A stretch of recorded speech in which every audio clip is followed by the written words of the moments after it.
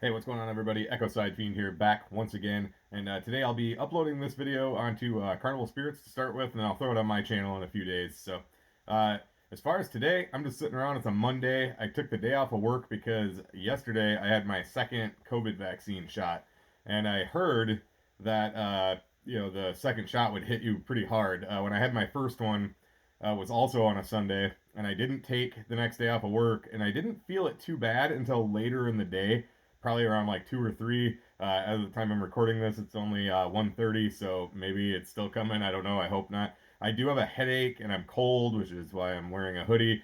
But I'm still, my body feels warm, but I'm shivering, and not shivering, but I'm cold.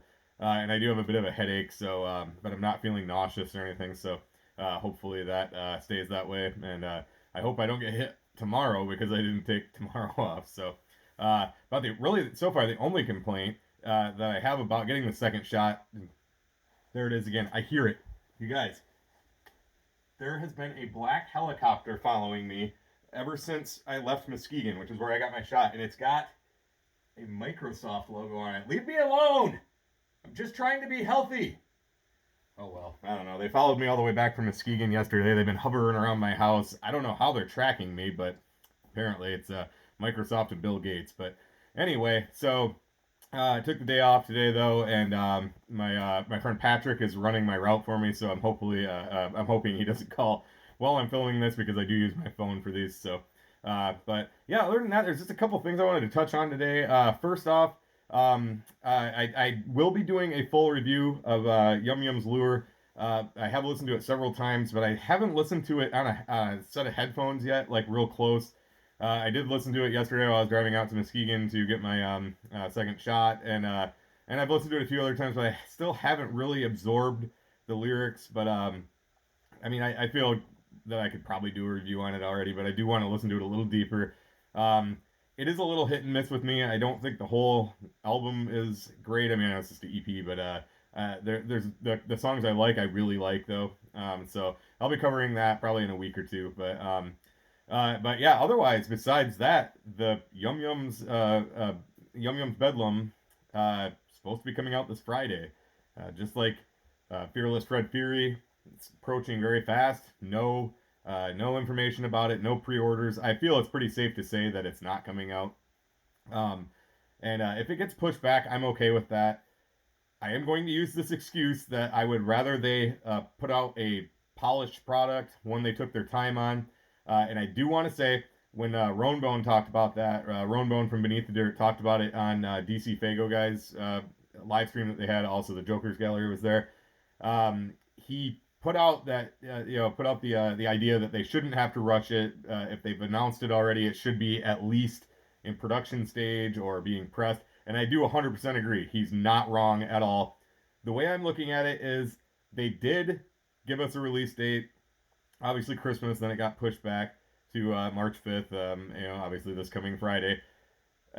So they gave us the release date. So as far as that part, I would rather that they then take their time rather than rush to meet the release date that they told us.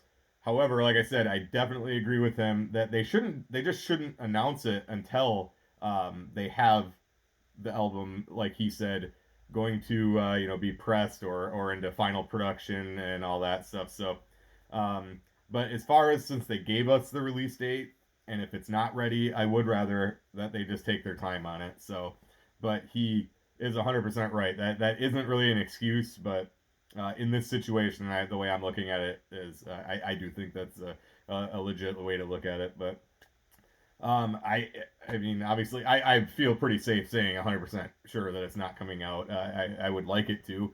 I would like to hear it, but it is what it is. So I hope they give us some information before the day comes and give us some type of, maybe not an exact date, but hey, it's getting pushed back to the summer or something like that. But I feel it won't be too long. But they're going same exact way they did with Fred Fury. What did they tell us?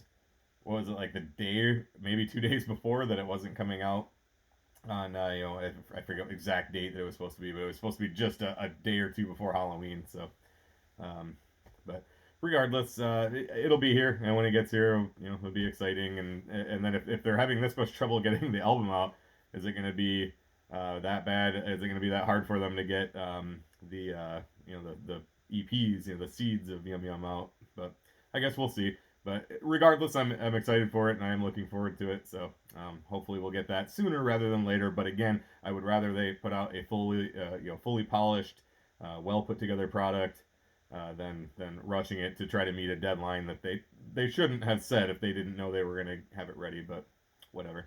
So besides that, I did also this past Friday. I watched I bought and watched the Alazul Elu Dead Alive stream. That was really cool. Watched it over at my buddy Rob's house. Again, I've talked about him before. That's where he watched the Blaze, the Blaze performance, the Attack of the Ninjas, all that. And I know I've discussed it before, but if you haven't seen any of my videos before, this is a friend of mine. He's got a gigantic TV and a just massive pounding home theater system. And he lives in a neighborhood where like the houses are like right, like house, and nobody gives a shit. Like he'll have it fucking blasting. Me and him, oftentimes during the summer, we'll get together, summer into the fall, and he's got a fire pit in his backyard, and me and him and a few other people will be sitting out there. We'll sit out there till 2 or 3 in the morning, and he has music not blasting but playing. And there's houses like right on either side of him, and nobody cares, So it's just an older neighborhood. I think it's a lot of younger people around. He's my age. He's like 43, but yeah, it's a lot of mostly like younger people, single, single people or just couples. He's single, doesn't have, he's not married, no kids or anything. So I think it's just the whole neighborhood for the most part is like that, so nobody really cares. So, but yeah, we watched that. That was really cool. I can't go through and tell you every single song that they did, but it was really cool. I did like it a lot. It was well shot. They with all the strobe effects and stuff, it gave them a really like creepy vibe as they were all standing on stage and stuff. And Rob liked it a lot. Like I said, at Attack of the Ninjas when we were watching that, he didn't know who they were, and like he's been listening to. I'm not saying he's like now their biggest fan, but he said he listened to everything they had on Spotify. So when we were watching the show Friday, he knew a lot of the songs and stuff, and so yeah, it was a lot of fun. Definitely worth $10. And I ended up watching it, of course, that night, and I watched it 2 more times before it was, off. Ends last night at 9 o'clock. I watched it last night too, and so that was really cool. I hope they keep doing stuff like that. I mean, I would rather be able to go to a show, but for right now, while we can't, hopefully that will be the next best thing. So, also watched the 3 Ring live extravaganza show from Psychopathic from their February live stream. Watched that Saturday night. That was fucking killer. The first few performers were, okay. They were all pretty good. And then when they did the Deadly Medley, that was awesome. Obviously, Ouija Mac, Hoodoo, and of course ICP. I'm a big fan of all of them. Obviously ICP, but I'm also a huge fan of Big Hoodoo and Ouija Mac. And so as far as ICP, I did write down their entire set list that they did. Obviously, did them in 3 segments because the stage they had the 3 stages set up, and one would get done, and the next one would start. But their set list was fucking awesome. So I did actually write it down. I got it written down right here. So if you see me looking over here, but so for set 1, they did "Welcome to the Show," "Assassins," "Hey Vado," "Redneck Ho," "17 Dead," "Dead Body Man," and "Get Off Me Dog." So then when they came back for their second set, they did "Tilt-A-Whirl," "The Show Must Go On," Chicken Hunting, of course, the Slaughterhouse Mix, Mr. Happy, Southwest Strangler, My Kind of Bitch, Beverly Kills, and Truly Alone. And then when they came back for set 3, did the Nedden Game, The Stalker, Let's Go All the Way, Fuck Off, Never Had It Made, and closed with In the Ha. There's a whole bunch of songs on there. As far as I can remember, I've never seen them do before. Like I said, I've seen ICP so many times. They may have thrown some of these in here in their sets before, and I just don't remember. Also, earlier in my years of going to see them, I had a tendency to get pretty fucked up at the shows, just on beer. I've never been a drug user or hard liquor drinker, but I would party it up, and even to this day, I still have a tendency to have a few more than I probably should. But so some of those that I'm thinking I've never seen live before, I may have. But regardless, the set, watching it on that show was fucking awesome. I'm envious as fuck of anybody who was there. Would have been cool if they could have thrown Fago. I mean, since they were at their own building. However, I know that was the last event there. I know they've sold it, so they probably didn't want to trash it for when the next people move in or whatever's moving in there. I know they said they've sold it, um, so I understand that. But yeah, definitely envious of anybody who was there and watching that last night. Or I'm sorry, on Saturday night was really making me like wish so hard that we could get back to live shows again. And so that was a great set. If they're doing, I would assume they're going to do a April live stream, or the way they've been doing them every other month. If they do, I'm definitely doing it. I also, unless they announced this and I just didn't catch it, did they announce what the like free gift is going to be for February? I know they were going to announce it on like the very first live stream. Then they said they were going to do it on the next one, and they didn't. But I'm just curious what it is. I would be buying them anyway. I think these have been really cool, even if it didn't come with free gifts, gift bag, whatever. I would still be picking them up. But they did say they were going to have one for February, so I'm wondering if they did announce it and I just missed it. So if you do know, you want to drop it in the comments. Otherwise, I guess we'll just see. But yeah, definitely I'll be doing April if they end up having one. So um, yeah, we'll just cross that bridge when we get to it, I guess. But so speaking of live shows, I just wanted to throw out a quick little tidbit of information here. I just realized it today when I woke up. Today has been 1 year since I've been to a live show. February 29th of 2020, so leap year. So a year ago today, some friends of mine, my roommate, Rob, who I talked about, my friend Leanne, us four drove out to Whitehall, Michigan, which is just north of Muskegon. And it's actually where we went was an area that I service on my Tuesday route. I drive right through the little town of Whitehall, where we went. And this was, I don't service this building, but it's a playhouse. Like when I say playhouse, I mean like an actual, like where you go to watch stage plays. And it's called the Whitehall Playhouse. And our friends, the Creelers, played there. They are a Celtic rock band. They're from Detroit. I've been friends with them. God, I found them probably. It's been probably about 15 years. But they're a full-on Celtic rock band. Like there's what's five, six, yeah, five members. The band, and we know them personally, so we went and watched them, and then right across the street, not right across the street, but just down a block, and then across the street is a brewery called Fetch Brewing. So all of us, including the band, all went over there and hung out, and then went our separate ways. And about a week and a half later is when the pandemic lockdown started. So that is the last live show I've ever seen. It was a hell of a last band to see because the Creelers are fucking amazing. I wouldn't have made an hour and a half drive to see them if they weren't amazing.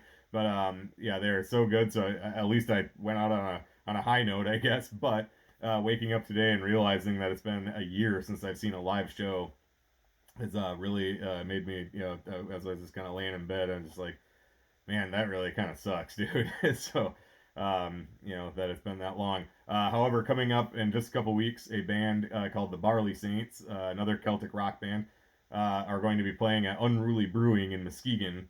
And one of the customers I service on my Thursday, the lead singer of the band works there. So he told me that they are playing at Unruly. It's supposed to be like minimum capacity, but he's like, we'll get you on a list. Don't worry about it. And then also my friend Jason and his dad, who's also a friend of mine, from the Muskegon area. They are both Mug Club members at Unruly. They're regular customers, and Mr. Bowler actually like volunteer. He's retired, and he just kind of volunteers there, helping him brew and everything. And when I told them I was planning on coming, Mr. Bowler was like, "Yeah, we'll get you in, no problem." So either way, I got two contacts to get in. So definitely looking forward to that.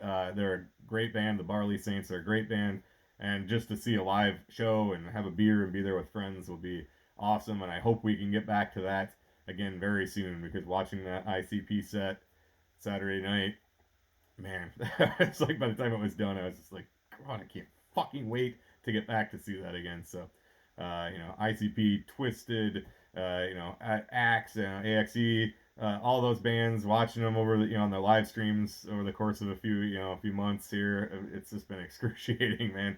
Also on St. Patrick's Day, I'm planning on getting the Flogging Molly live stream, the live from Dublin that they're doing. Haven't seen Flogging Molly in fucking forever. So, man, it would just be great if we could get back to that. And I'm really, really hoping that Hallowicked will somehow be able to happen this year. As far as I know, it sounds like the Gathering won't be, but maybe Hallowicked will be able to.